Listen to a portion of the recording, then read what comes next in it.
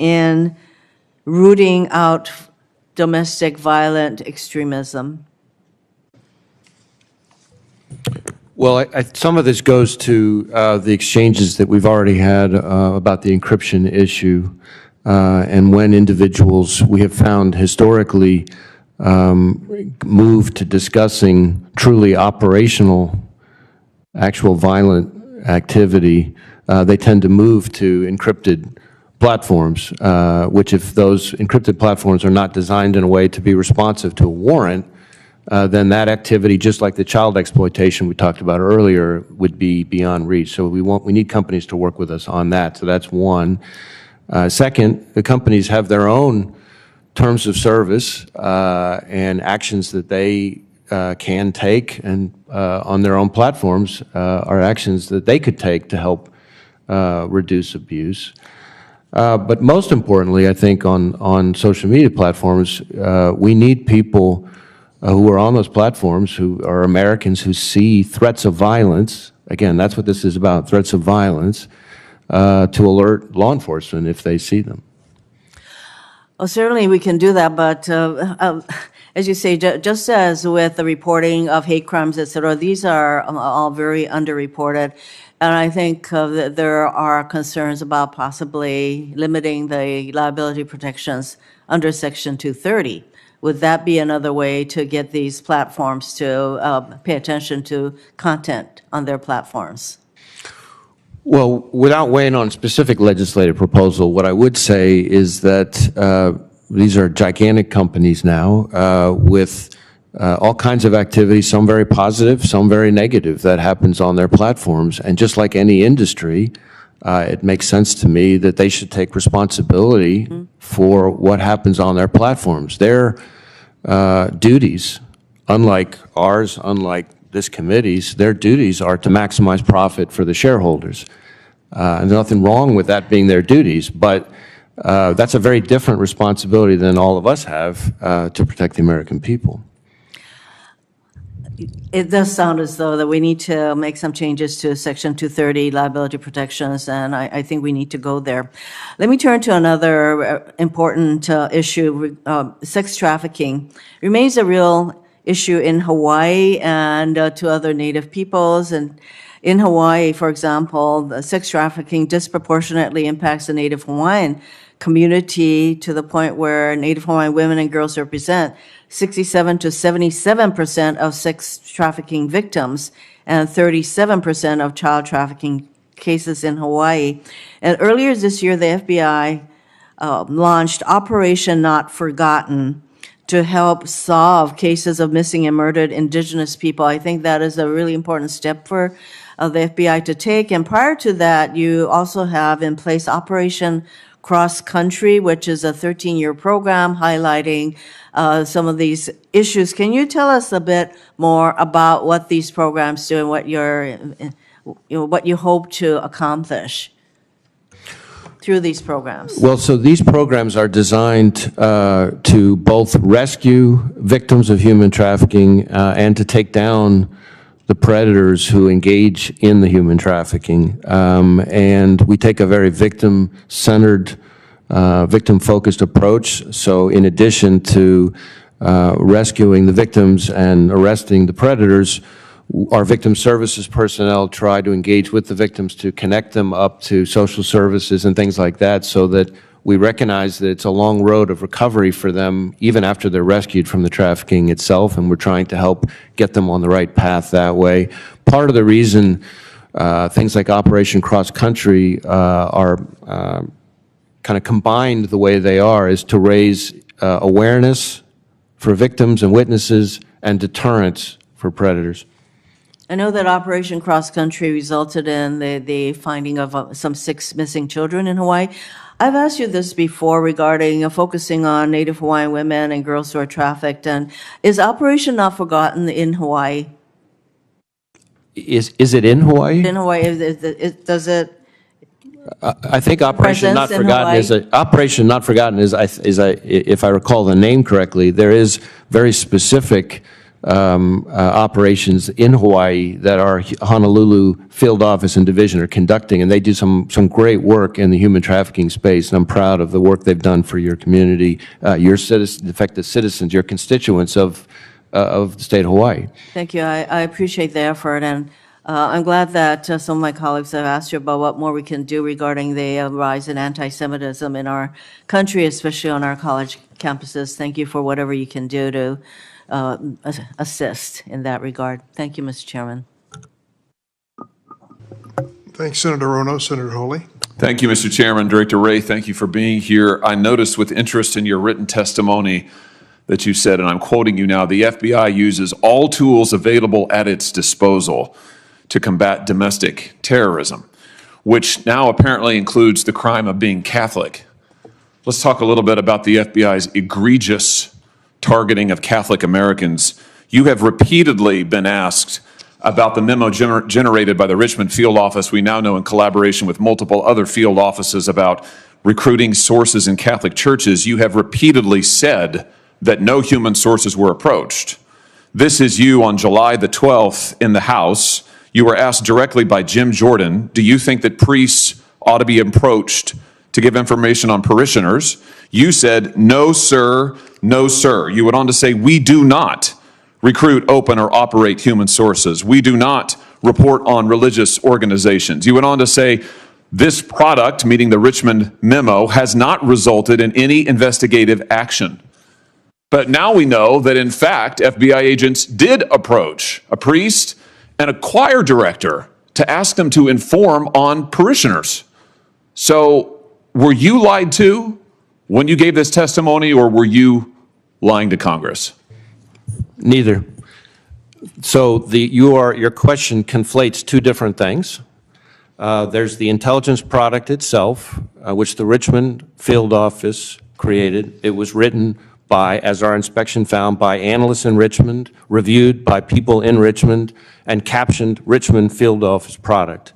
Separately from that, there was an investigation of a specific individual who was amassing Molotov cocktails and posting about killing people, and it does not surprise me that there were people who knew that subject in that investigation, that is the guy building the Molotov cocktails and trying to kill people, that people talked to the witnesses who knew that person, and I think the product, the Richmond intelligence product, which cites that investigation, is actually pretty transparent about exactly what I just said. No, I don't think so at all. In fact, the only reason we know this is a whistleblower has come forward and told the House under oath that the FBI went and interviewed priests and choir directors in the Richmond area. The House goes on to say that the FBI has repeatedly refused to disclose this information. The only reason we know it is because a whistleblower came forward with it. Just like the only reason we know about this memo is because a whistleblower came forward with it.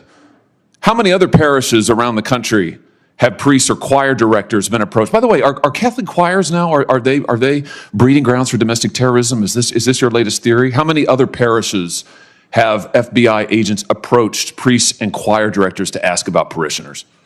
Look, Senator, we do not and will not conduct investigations based on anybody's exercise of their constitutionally protected religion. You have done so, and your memo explicitly asks for it. Your memo labels traditional Catholics as racially and ethnically motivated violent extremists in need of investigation. You have a list of churches, a list in the memo. You've repeatedly said we don't target churches, we don't list churches. They're listed in the memo. So how many other parishes have you gone to talk to choir directors, for heaven's sake? As I've know the answer to that question. No, I don't know the answer to that question, but I can tell you that we don't investigate people for their exercise of their constitutionally protected religious expression. That particular intelligence product is something that as soon as I saw it, I was aghast. I had it withdrawn. Really, you were aghast? I was. Oh, really? Yes, and what have you done about it? Did you fire the people who wrote it? No, I had it withdrawn. Have you fired anybody involved in it?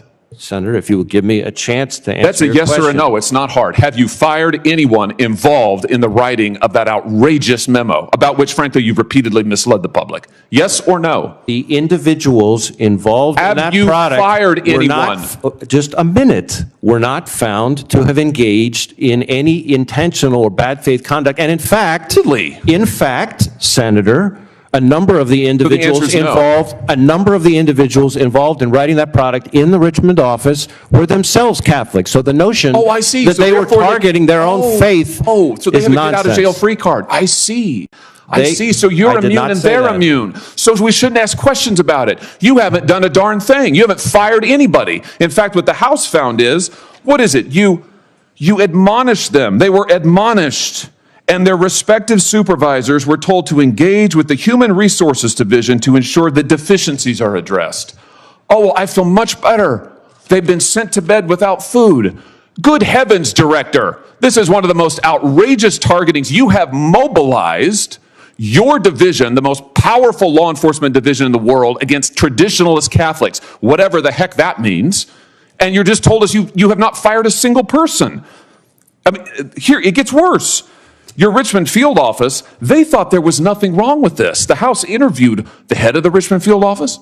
He testified. It's all here in the public report. I refer you to it, pages 12, 13, 14. He testified he saw no problem with this. He said he thought it was fine.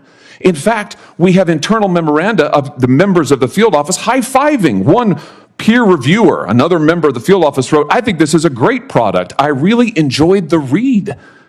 Do you have a problem with systemic bigotry against Catholics in the FBI? No. What are you going to do about this? Are you going to fire these people or not? Those individuals have all been admonished, and it is all going into their, Admonished. if you would let me finish my answer, it is all going into their annual performance reviews, which has direct impact on their compensation, among other things. Oh, I see. Oh, I see. I see.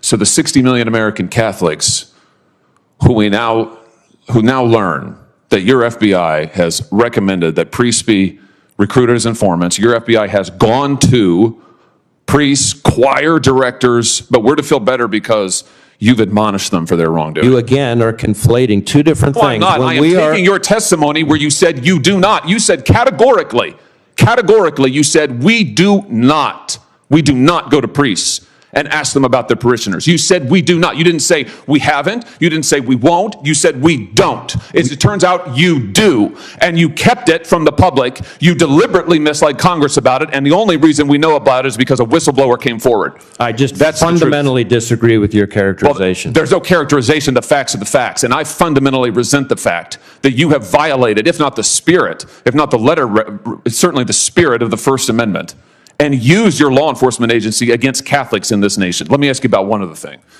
Last time you were here, you had to leave early to take a jet to your vacation in the Adirondacks. Now, let me just ask you this. A whistleblower tells us that you also maintain a home in Atlanta to which you fly on a regular basis. I'm told by this whistleblower from the FBI that you use the FBI jet to make that travel. Is that correct? All of my travel, personal or work-related, is required to be done on FBI planes. That is longstanding policy, goes back well over a decade. I'll take that as a yes. The whistleblower also says that you regularly require the jet, which is based in Manassas, to be flown to D.C. because, and I quote now, Wray doesn't like to sit in traffic. Is that accurate? No, that's not accurate. He also says that you pay only the lowest cost commercial ticket for that Atlanta to D.C. trip, which is, I don't know, what, $200 or something, when, of course, it costs $20,000, $30,000 to operate the jet. Is that correct? The reimbursement that I provide is reimbursement that is set by OMB policy, and I follow that policy, which goes back over a decade, and I think has been chronicled in a GSA report from back in like 2013. You provide all the issues. records to this committee of your travel and relevant use I'll of the provide FBI whatever jet? information is appropriate, absolutely. Well, appropriate. I mean, everything that we asked for?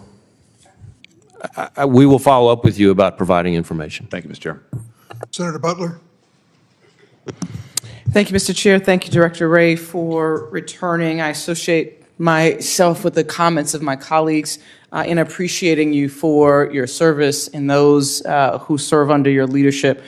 for doing the work to protect the country. I have a couple different topics I'd like to talk with you a little bit about. One is concerning what it is that your team might be learning and or seeing as trends now post the Dobbs decision, where after 50 years of precedent set by Roe versus Wade, we got a Dobbs decision where the preliminary data has been showing that there's been an increase in attacks against medical clinics that provide abortion-related health care. In my own state of California, this dangerous behavior has reared its head as of late, where there are 3 men who were involved in conspiring to firebomb a reproductive health clinic. Talk to me a little bit, Director Wray, and sort of share with the American public what the FBI and your agencies have been doing post-Dobbs decision. What trends are you seeing relative to the threats facing reproductive health clinics? Sure, happy to take that on. Some things you will probably expect, some things you might not expect. In the category of things that you might expect, certainly we continue to see violence against a variety of establishments motivated by views on abortion. And you've mentioned a few cases in your question. And we pursue those cases through, on the criminal side, through the FACE Act, and in some instances, if there's more of a terrorism angle, we might be pursuing explosive charges or what have you through our Joint Terrorism Task Force. That part you would probably expect, and that continues apace. What you might not expect, though, is that of the investigations that have been opened based on tips and leads and activity that we've seen since the leak of the Dobbs decision, is that actually we've seen a huge uptick in violence against pro-life facilities, not just abortion clinics and so forth. And we just recently had a case where we had an individual who had tried to firebomb a pro-life facility in Madison, Wisconsin, and our folks did some great work with DNA off of a burrito to be able to apprehend the suspect. And so we've seen violence on both sides of the issue, and the reason I bring that up is because it's important for Americans to understand that I don't care, we don't care what side of the abortion issue you're on, you don't get to engage in violence to express your views. That's where we get involved, and that's where the line gets crossed. Are there, let me move to a different topic. There has been a lot of conversation, a lot of questions asked of you today that you've responded to relative to the increase in hate crimes directed towards the Jewish community, directed towards the Muslim community, and I too join my colleagues in the concern and appreciate the work of the FBI in those areas. And the last time you were before this committee, I asked you specifically about hate crimes directed towards the LGBT+ community.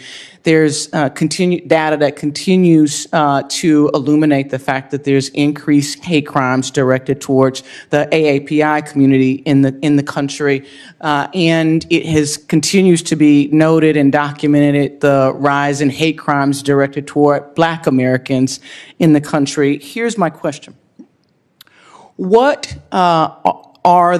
the work the FBI is doing directed towards hate crimes generally?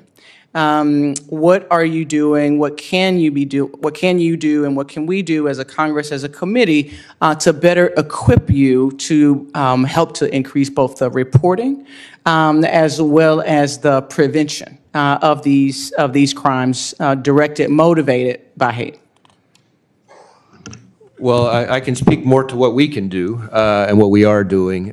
Both on the investigative side, we're making a conscious point of trying to work with our law enforcement partners to find the cases, to pursue them, even if federal charges, because of the particularities of what the federal statute requires, even if federal charges are not easily prosecutable, if state charges are brought, then we we don't just check out. We, FBI, continue to help our state and local partners to ensure that there's accountability and justice brought through state charges. We have elevated civil rights crimes, including specifically hate crimes as the highest priority within those, to a national threat priority over the last couple of years, and that has increased the amount of resources we can devote to it. In addition, you mentioned reporting and prevention. One of the things we know about hate crimes really across the whole spectrum of victims is that they're underreported. And so one of the things that we're doing and other public figures could do is to try to reach out to individual communities to educate them about hate crimes and where they can go to report it. So if they're a witness, a victim, they know where to go and what to do about it. We also engage with local law enforcement because sometimes they don't necessarily recognize what to do with individual fact patterns that might become a hate crime.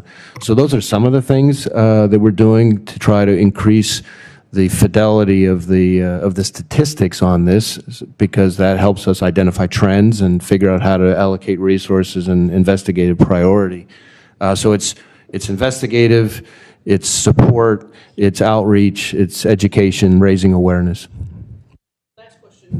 The last question that I have, Director Wray, thank you for that. Since I've been a member of this body, this is the second time that I've got the opportunity to talk with you, and each time, each instance, you have raised your concern and heightened awareness about the potential threat of violence directed towards this country from other nation states. I want to talk a little bit about attacks on our electric grid. Particularly in the past few years, the U.S. has seen a record surge in the number of attacks on the electric grid and physical attacks, including 2 bombings in my state, in San Jose, California last winter that left thousands of residents without power. I know you know the details, and so I'll skip the storytelling, but Director Wray, what updates can you share about the FBI's investigation into the recent string of physical attacks on our electric grid, and what steps have you taken to improve and coordinate the data collection relative to protecting our physical infrastructure? Well, of course, you're asking about the physical attacks on the electric grid. Obviously, there are also a whole range of cyber attacks on the electric grid as well, but just focusing on the physical attacks, we have seen an increasing number of attacks on substations and things like that for a variety of motivations. So, for example, in Baltimore, we had a fairly well-known case not that long ago of a couple of individuals who were attempting to cause chaos. These were racially motivated violent extremists who wanted to essentially cause this cascading power failure, attacking 5 substations in the Baltimore area. And thankfully, we were able to disrupt that attack. But we've also seen people attacking substations for non-ideological reasons, including, I think, out in the Pacific Northwest somewhere, there was a case that individuals were trying to facilitate a robbery, and they wanted to bring down the power grid to essentially enhance their ability to conduct a robbery. So there was a financial motive in that instance. And we've also had just straight out vandalism. So there's a bunch of different motivations. But what they have in common is a targeting of the electric grid, of the substations. And so we are working more and more closely, not just with DHS, but Department of Energy and other regulatory partners to try to give them better information so that they can figure out how to better harden their infrastructure. Thank you, Senator Butler. Senator Cotton. Director Wray, in your written statement, you mentioned anti-Semitic attacks, and in your opening statement this morning, you said that the FBI seeks to mitigate them quickly. Has there been an increase in anti-Semitic attacks since the October 7th atrocity against Israel? Yes, and what's striking about that is that that's coming on the heels of what we were already seeing, even before October 7th, as a significant uptick, not just of hate-fueled attacks, but specifically anti-Semitic hate-filled attacks as a portion of those. And by far and away, the biggest chunk of the tips and leads, which are coming in fast and constantly to us post-October 7th, the biggest chunk by far involve threats to the Jewish community. We've seen bomb threats to synagogues, threats to attack the Jewish community on campuses and other places. We've had multiple arrests.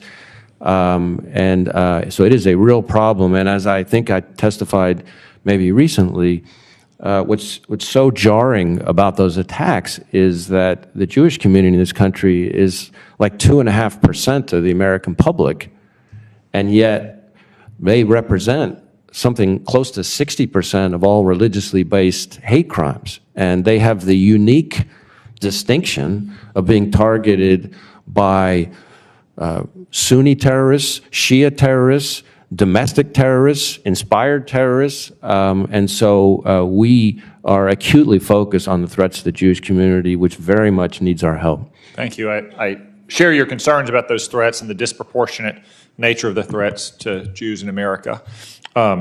Federal civil rights laws do protect Jews from these anti-Semitic hate crimes and racist acts of violence to include their criminal provisions. Is that right? Yes. I want to focus on one particularly egregious incident of such anti-Semitism. On Thanksgiving Day, a pro-Palestinian mob showed up at the home of Michael Tushin in Los Angeles. Mr. Tushin is no random private citizen. He is the president of the American Israel Public Affairs Committee, also known as AIPAC, one of the strongest supporters of the American-Israel Alliance and an organization with broad bipartisan support in Congress. This mob was there for no other reason than that Mr. Tushin is Jewish and that he is the president of AIPAC and a supporter of Israel. The mob set off smoke bombs with dense black smoke to make him and his family think their house was on fire. They blared sirens. They dumped fake blood and infant-sized body bags in his driveway. They vandalized cars that were parked in the driveway. They distributed flyers around the neighborhood with Mr. Tushin's photo and a message that there would be, quote, no peace, end quote, for him as long as AIPAC supports Israel. When a neighbor tried to intervene during a lengthy wait for the police to arrive, one member of this mob attacked the neighbor with a metal pole. Director Wray, has the FBI made any arrests in these hate crimes in Los Angeles that have been so widely publicized in the media? Well, I don't know if it's part of the same investigation, but I know, for example, post-October 7th, we have had arrests of individuals in LA, in the LA area specifically, individuals who were threatening, for example, the ADL CEO and a number of people in ADL leadership.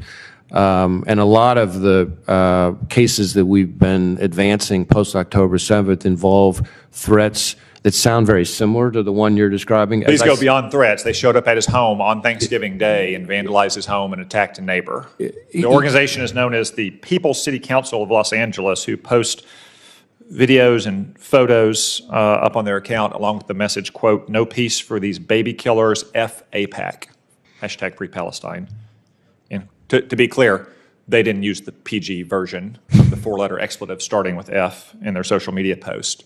So are you aware of the FBI either conducting arrests against this mob at Mr. Tushin's house or even investigating? As I sit here right now, I don't know specifically. We've had so many investigations, as I said in our earlier exchange, that are focused on threats or more than threats against the Jewish community all around the country. Let me follow up and see if we can get more information on that specific case. I would very much appreciate that because it is the case that the history of our federal civil rights laws, especially the criminal provisions of them, go back to a time when local authorities refused to protect the civil rights of their people.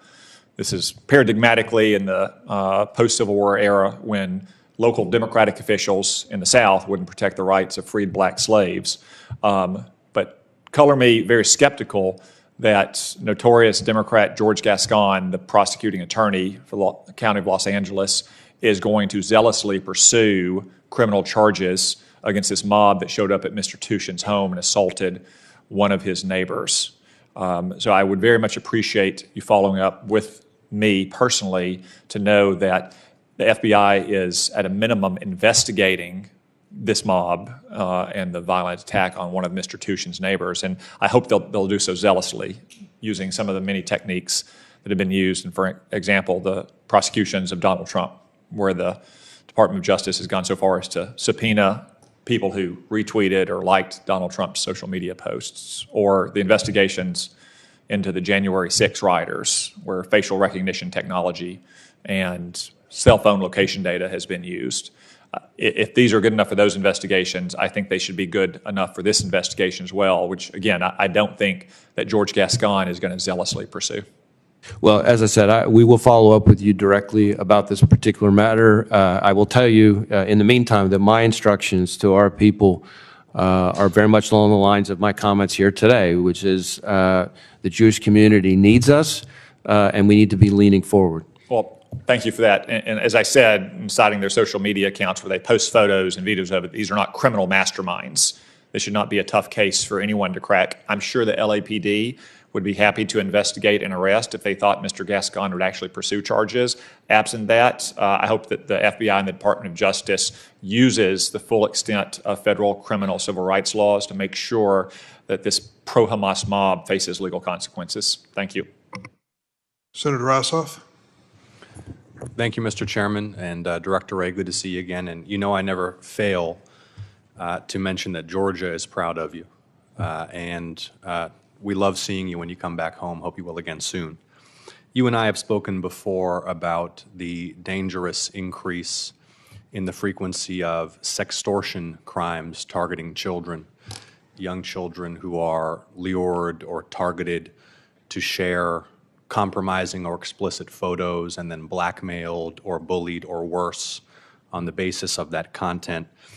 Senator Blackburn and Senator Grassley and I have together moved legislation through this committee aimed at helping prevent the sexual abuse of children online.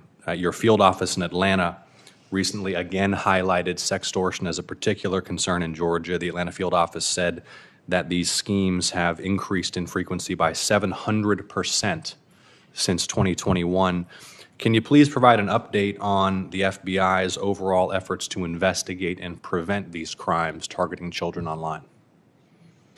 So this is a rapidly emerging threat to the youth of America.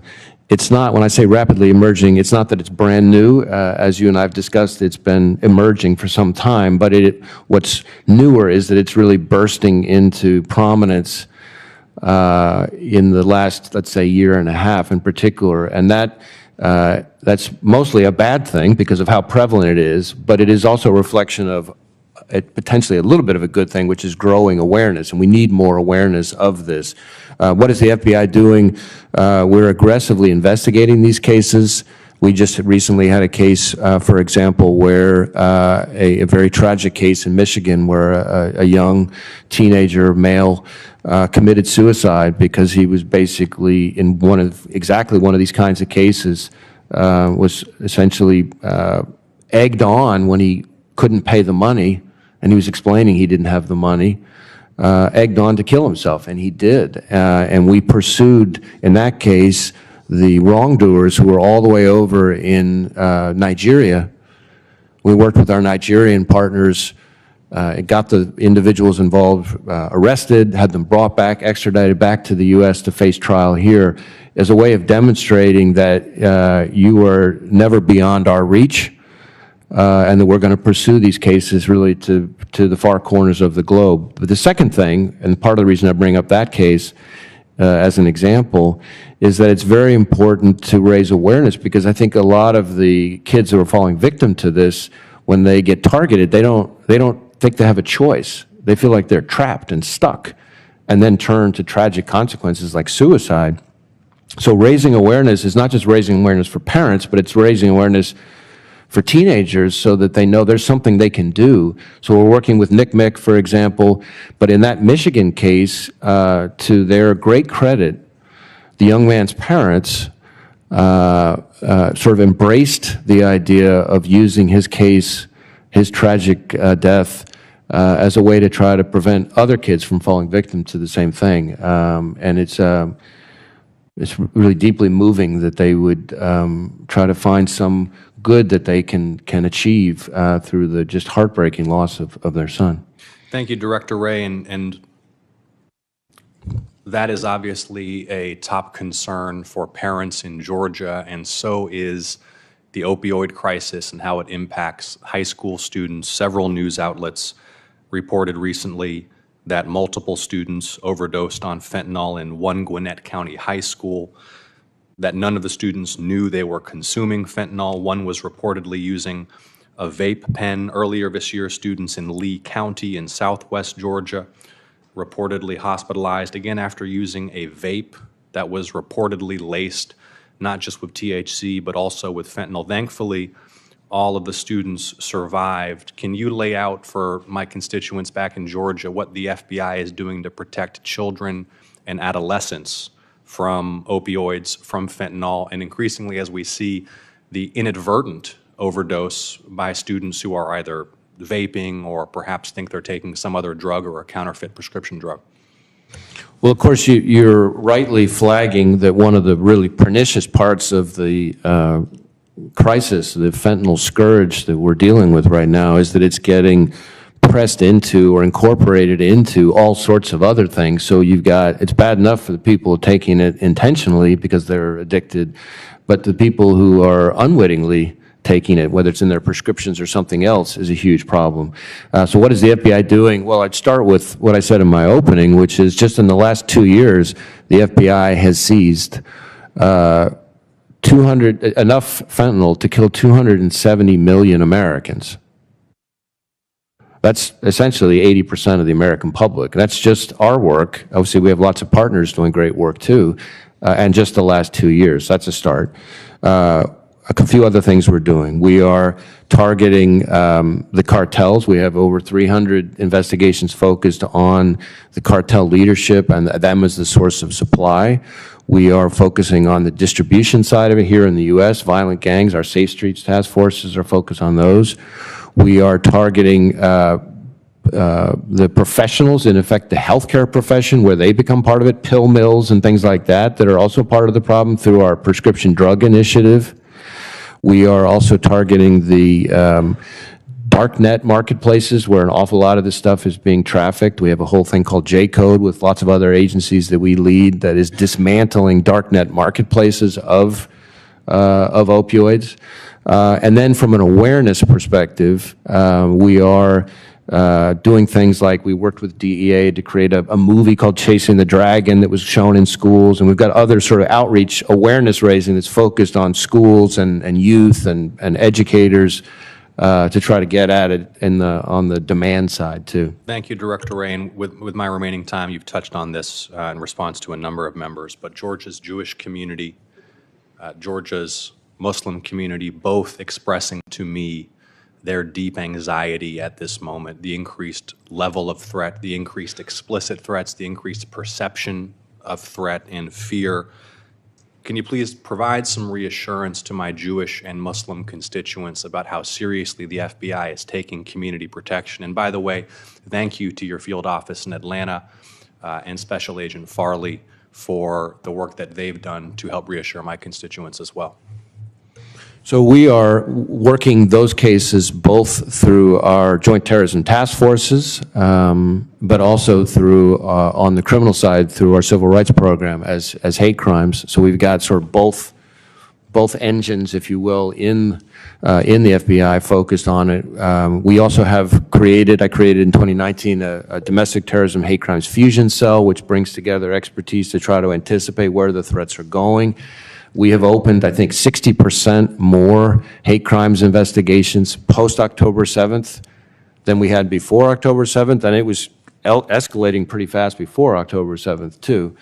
And we've got all of our field offices, as you mentioned, with SAC Farley in Atlanta, not just pushing the investigations, but engaging in a lot of outreach to affected communities in their areas. Both to reassure them, as you say, but also to kind of raise awareness like, hey, we're here. If you see something, we want to know about it because there are things we can do to help. Thank you. Thank you, Senator Ossoff. Senator Kennedy.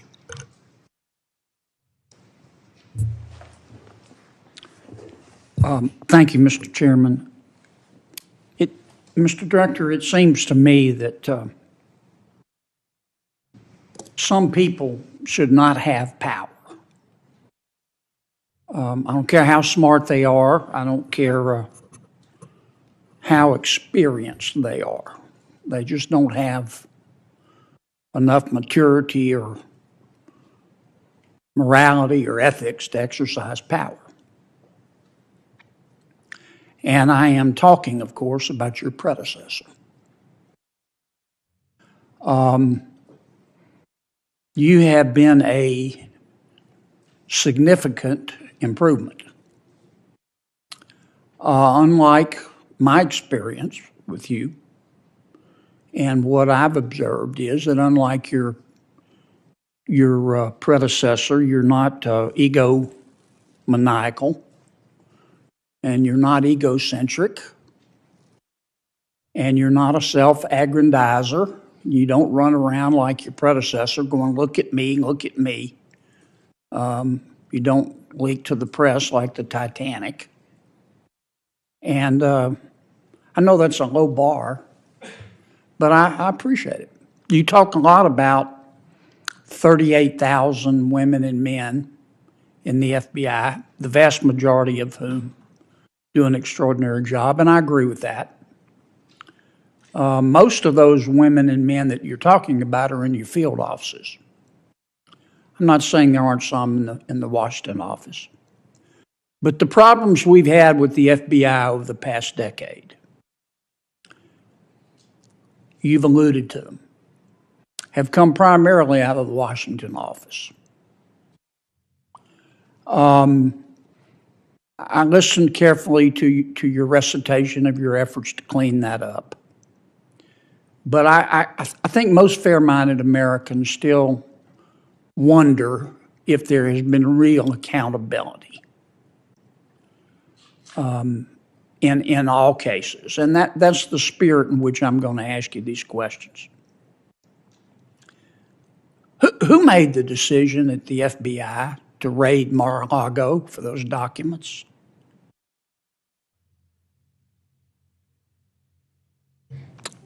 Well, I'm not sure there's a specific person that made the decision. It was the investigative team that was on that investigation, working with the prosecutors on the case. Why didn't you just do a consent to search and avoid all the drama? Well, You, but whoever made the decision. yeah. Well, let me try it this way, because obviously we are talking now about not just an ongoing investigation, that's not just an ongoing investigation that's being led by a special counsel, but an ongoing investigation being led by special counsel that's in front of a court with likely very strong views about what it is I can say publicly, which gets at some of your gracious comments about public commentary about cases. But I think if you, in that particular instance, if you look at the affidavit in support of the search warrant, and more importantly, the pleadings that were filed by the prosecutors in the case, they lay out in a very detailed way all the efforts that were made to ensure compliance short of proceeding to a search, as well as now has been charged, actual obstruction of justice. And so, in my experience, again, speaking more generally now, both as a line prosecutor and now as FBI director, when it comes to obtaining classified information, retrieving it, we typically pursue the least intrusive means possible, but if those don't work, and certainly if there's obstruction of justice, which in this case as found by a probable cause standard by the judge, then it's pretty typical to resort to a search warrant.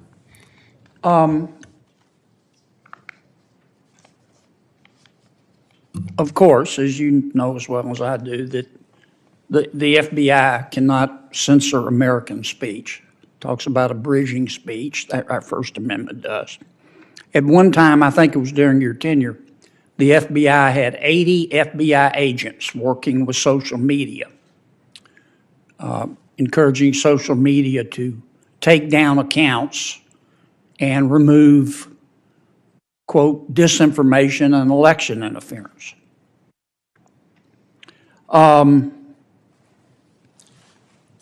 A district court found that the FBI and other agencies asked social media platforms to remove content and to change their moderation policies in a way that violated the First Amendment. And it went up to the Fifth Circuit. The Fifth Circuit limited the injunction, but here's what the Fifth Circuit said. The FBI, quote, likely coerced the platforms into moderating content and encouraged them to do so by effecting changes in their moderation policies, end quote, in violation of the First Amendment. The FBI agreed with the plaintiffs that, quote, I'm quoting the Fifth Circuit, federal agents ran afoul of the First Amendment by coercing and significantly encouraging social media platforms to censor disfavored speech, including by threats of adverse government action, like antitrust enforcement and legal reforms. That's serious. Is the Fifth Circuit wrong? Well, as you may know, first off, let me just say the opinions talk about a whole bunch of other executive agencies besides the FBI, and I'm not going to speak to what the other agencies did or didn't do. But Well, you weren't the only one. It was the White House. It was Homeland Security. But your folks were there too, all 80 of them, 80 agents. Well, but combing social media every day, calling Twitter, calling Facebook, take that down. Get rid of that account. And it wasn't just on election interference. It was on COVID vaccines. It was on lockdowns. So a couple things, and I appreciate the opportunity to clarify this. So first, on things like COVID vaccines and stuff like that, the FBI had no role in telling anybody to take anything down. In fact, as you may know, the FBI was the only agency back at that time, and the only agency in the entire intelligence community to reach the conclusion to moderate confidence that the origins of the pandemic were most likely a lab leak in China. We were the only agency, so we most certainly were not encouraging anybody to communicate differently on that. Second, even on the topics we did communicate with social media companies about, from everything I've seen, we in fact did not instruct anybody to take that information down. As to the Fifth Circuit's opinion, as you may also know, we actually hotly contest a lot of the findings, and not just the legal conclusions, but the actual factual findings, and the department has sought Supreme Court review, asked them to vacate the injunction. The Supreme Court's not only vacated the injunction, but granted cert, so I probably should leave it at that. Let me stop you a second. I've gone way over. I want to ask you one last question. We had a controversy during the election about Mr. Hunter Biden's laptop. And at that time, you had 80 agents interfacing with social media, doing whatever they were doing. The FBI had the Hunter Biden laptop, got it on December 9th, 2019. The New York Post story, which a lot of the social media companies at the suggestion of government took down, the story came out on 10/14/2020. Why didn't the FBI just say, hey, the laptop's real? Why didn't you just tell everybody the laptop's real? We're not vouching for what's on it, but it's real. This isn't a fiction. Well, as you might imagine, the FBI cannot, especially in a time like that, be talking about an ongoing investigation. Second, I would tell you that at least my understanding is that both the FBI folks involved in the conversations and the Twitter folks involved in the conversations both say that the FBI did not direct Twitter to suppress. But others were in government. Well, I can't speak to others in government. Now, that's part of the point that I was trying to make, because the Fifth Circuit's opinion. But you're the FBI. You're not part of the White House and part of Homeland Security. You're not supposed to be political. You see all this controversy going on. Why didn't the FBI say, time out, folks, we're not getting in the middle of this, but the laptop's real?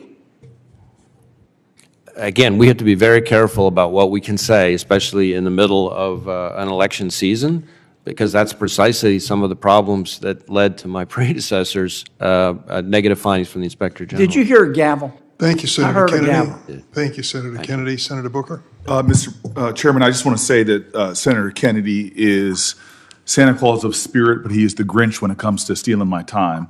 But it's good to see him as always. I'm sorry.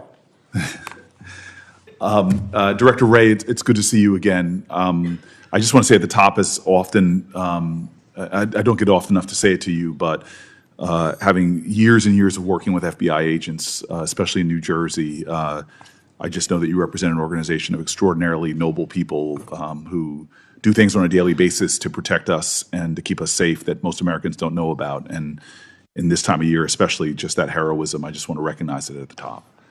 I listened in my office to a lot of the earlier questioning, and I'm just really grateful for how much of an emphasis you've been putting on the safety and security of Americans to racist and religious hate. It was literally hours after the October 7th attacks. I was in Israel that I reached out to my colleagues in the Democratic caucus and said that we have to get more money for the nonprofit security grants, and I'm glad that there seems to be bipartisan movement to that. I appreciate the comments of a lot of my colleagues, especially Tom Cotton, Michael Tuchin. I know him well, and what happened at his house is galling, but as you said, it's indicative of a lot of the violence. In fact, when it comes to anti-Semitism, it's the top form of religious hate and hate violence we see. I want to drill down a little bit about the violence that we're seeing and the threats on the Muslim community, because there's a lot of issues with trust when it comes to the FBI and the Muslim community. And having seen, when I was mayor of the city of Newark, unjust surveillance and the erosion of a lot of that trust, not of the FBI in particular, but of law enforcement in general, I just want to know from you, what are you doing? What steps are you taking to try to be restorative of trust to make sure at a time of vulnerability where Muslims are being targeted with hate, an Arab community in larger context is, what are you doing to especially build that trust to know that you as an agency can be relied upon for their safety? Well, I appreciate your comments and your focus on the issue. Certainly, we, through every one of our field offices, have as a point of emphasis community outreach, and within community outreach, there are specific communities that they make a conscious point of trying to build bridges with. The Muslim community, the Arab American community are specific parts of that. The good news is that it didn't take October 7th and the aftermath for us to start doing that. I've been to all 56 field offices twice, each of them, many of them 3 times, and I've seen with my own 2 eyes the relationships that they've built with the Muslim and Arab American communities in their areas. And so we've just continued to try to double down on that post-October 7th to make sure that they know we're there for them if they experience threats or violence.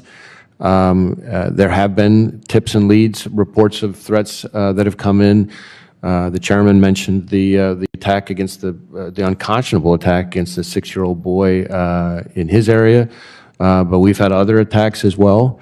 So we're trying to make sure that they know we're there for them. I will tell you on a personal level, I've, as somebody who was in FBI headquarters on 9/11, I have never forgotten, as a young leader in the Justice Department at the time, couldn't have been more than 4 days maybe after 9/11, President Bush, in the middle of all the tension that existed at the time, making a conscious point of speaking, I believe it was at a mosque, and making clear that we're at war with terrorism, we're not at war with Islam. Thank you. And that really always kind of moved me that he had made that step at that time, because it would have been the easy thing to do, not to do that. No, I'm grateful for that as well, and grateful for your visits. I imagine Newark was a 3-visit place, not a 2-visit place.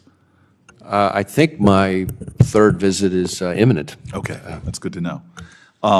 The Executive Order 14110 directed federal law enforcement agencies to produce a report on the use of AI in the criminal justice system and recommend best practices for law enforcement. The report builds on Executive Order 14074, which directed the Attorney General to issue best practices, policy changes, and procurement guidelines for advanced law enforcement technologies, including facial recognition, other biometric technology, and predictive algorithms. Can you provide the committee with an update on the reporting requirements, including an estimate for when you expect to release the guidance on advanced law enforcement technologies in light of the fact that the deadline set in the EO has passed? Let me circle back with you on that. I know we have an entire team of people working very closely with the department and others on this issue. And I wasn't aware that there was a deadline that we'd missed, so let me see if there's some garble in the process, but I will make sure we circle back to you on it. Yeah, and finally, I found every interaction I've had with you directly or your office on 702 really compelling. From sitting in classified briefings to talking to administration officials, and your comments at the top of the hearing were again very, very compelling.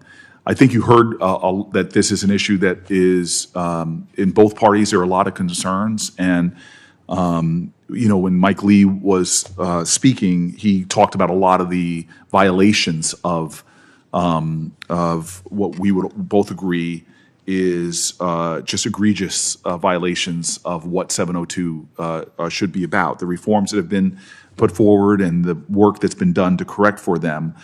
But I'm concerned, I trust you, but I learned when it comes to leadership, there's a difference between time tellers and clock builders. Time tellers are those people that their leadership is so powerful, everybody knows the time and goes accordingly. But the best leaders are those that help to build mechanisms that no matter who's the leader, the protections, the security, the knowledge is there.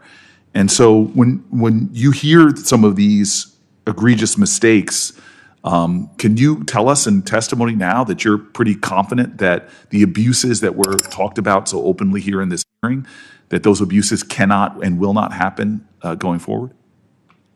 I can pledge to you and to this committee that we have put in place new measures that exceed anything that's ever been in place before, that we are focused on a goal of getting to 100% compliance.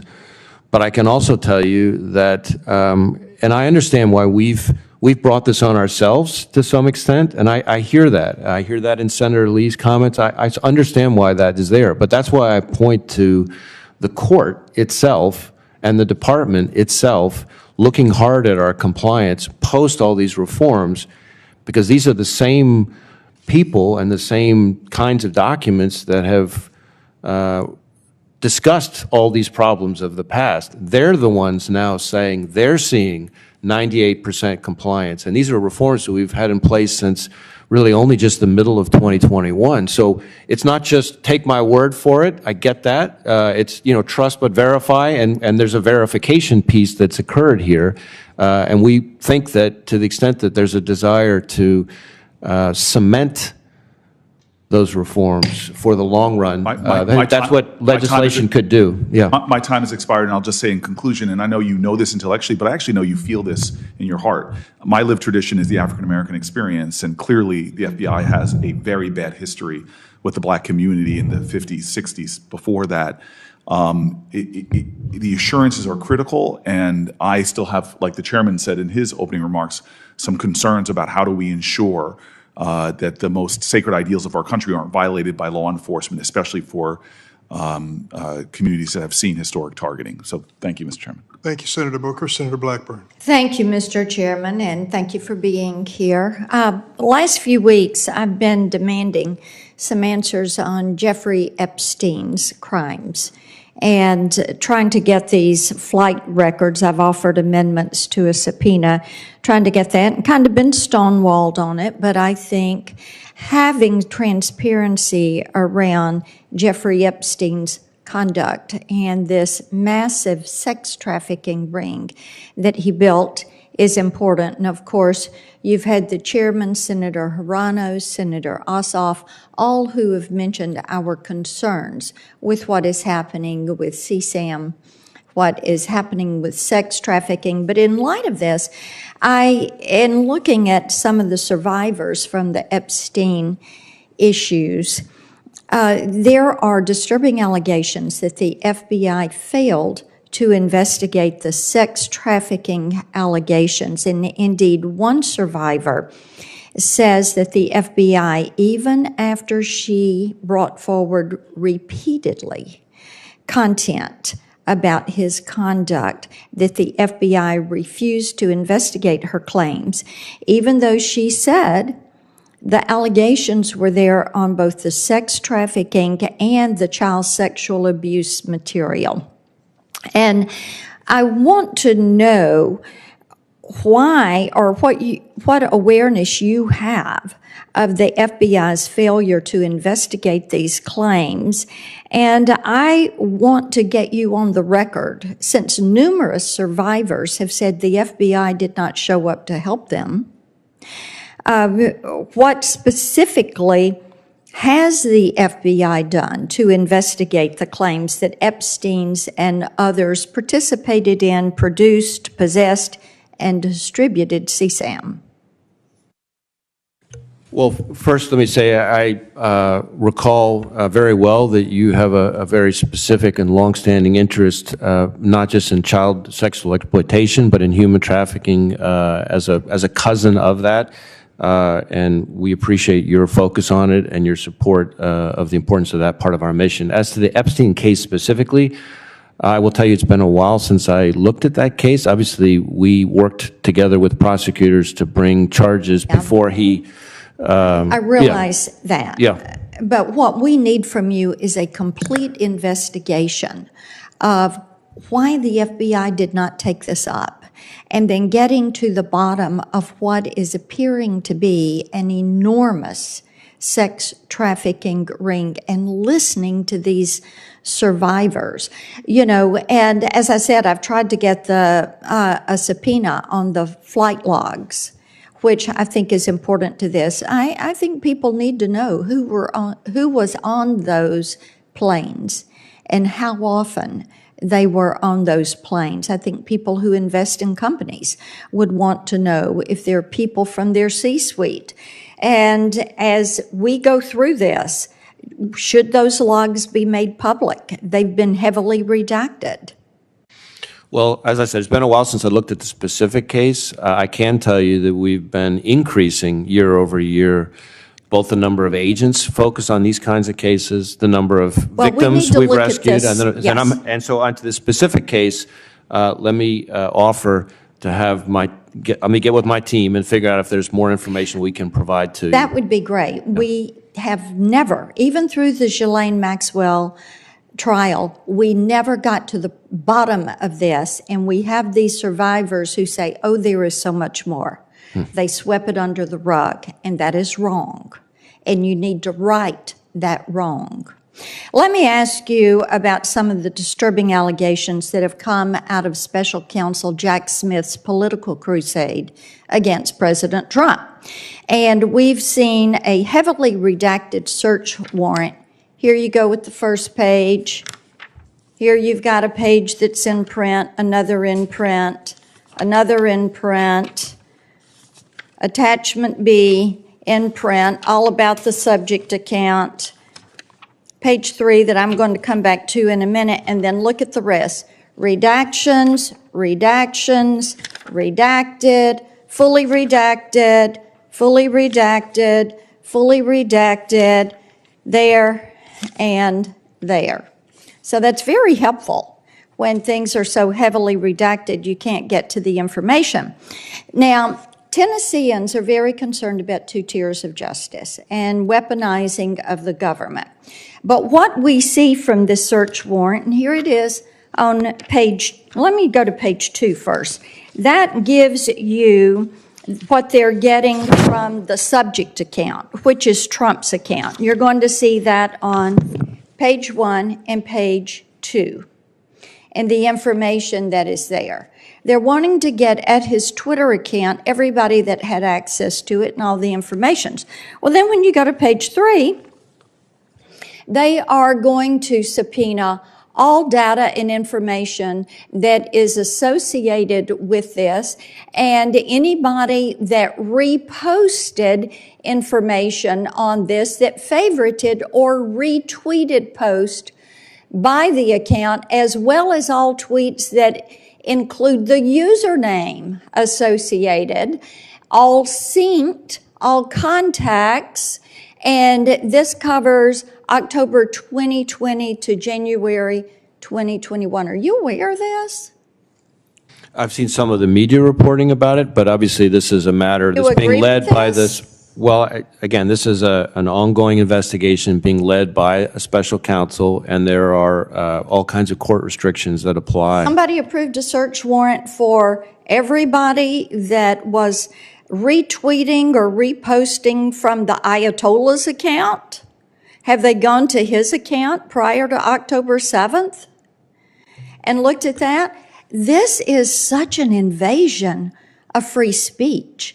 And as we talk with you about social media and what is going on with social media, we're concerned about this. You know, if I liked a tweet from President Trump, if anybody on this side of the dais retweeted a tweet from President Trump, according to this, Jack Smith could go pull everything affiliated with our Twitter account. If anything that came from that real Donald Trump showed up in our feed, do you think that this is an infringement of my free speech? Well, let me say this. I certainly understand the concern, but what I would tell you hope so. But what I would tell you is that this investigation being led by the special counsel. It's not appropriate for me to comment on that ongoing investigation. It's also under the supervision of a court, which includes Ongoing the search warrant. investigation is code word for we are stonewalling, and we hear this from you all repeatedly, and it's really quite frustrating. No, ma'am, and I understand why it's frustrating, but that policy about not commenting on ongoing investigations is one that goes back decades, Republican and Democratic administrations. It's Yeah. not something These that's just invented. investigations are not coming to completion. Thank you, Mr.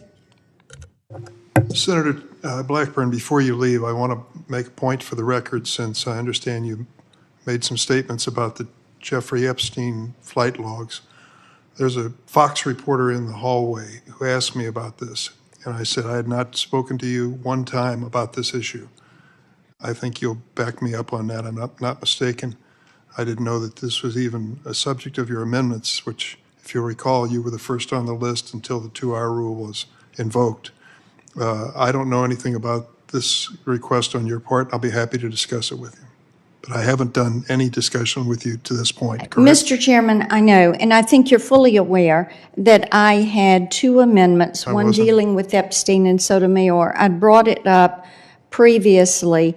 We You did. have such an issue in this nation with the sex trafficking and human trafficking rings that have proliferated across this country, and it is damaging the lives of women and girls. We have got to step up and help them. Getting to the bottom of what happened with this Jeffrey Epstein case is going to be an important thing to do, and it should be at the top of this committee's to-do list as we fight some of this proliferation of CSAM. There were 122 amendments, I believe, filed. I did not know that you would have 177. 177 amendments filed, so I have to confess I didn't know that you'd offer that amendment. Happy to discuss it with you, but I want to point on the record, you and I have never personally discussed this, have we? We talked briefly on the floor at the You never mentioned conclusion. what the subject matter of your amendment was. You said you wanted to offer your In amendment. committee, I brought up the subject matter of my amendments. Not in my 3 weeks presence. prior. Yes, sir. It was, I'll pull the transcript for you. I wish you would. Thank you. I wish you would. Thank you, Mr. Wray, for being with us today. And you have perhaps some questions in writing coming your way very shortly. Hope you can respond to them promptly. Thank you again.